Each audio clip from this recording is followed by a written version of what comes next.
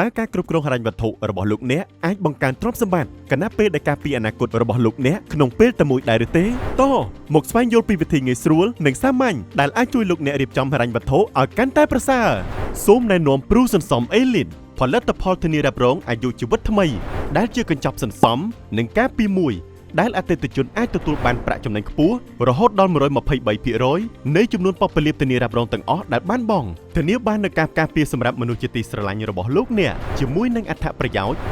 $50,000បូកជាមួយតម្លៃបានសន្យារ៉ាប់រងក្នុងករណីមរណភាពឬពិការភាពទាំងស្រុងនិងជាអចិន្ត្រៃយ៍សម្រាប់ការជាវផលិតផលនេះមានភាពងាយស្រួលដោយសារអតិថិជនមិនតម្រូវឲ្យមានការពិនិត្យសុខភាពទេអតិថិជនគ្រាន់តែបង់ប៉ុស្តិ៍ពលាភធានារ៉ាប់រងតែមួយលើកប៉ុណ្ណោះដែលមានតម្លៃចាប់ពី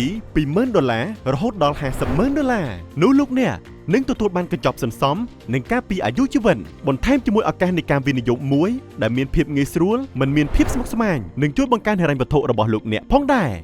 ព្រូសន្សំអេលីនការពីទ្រព្យសម្បត្តិដ៏មានតម្លៃបំផុតក្នុងជីវិត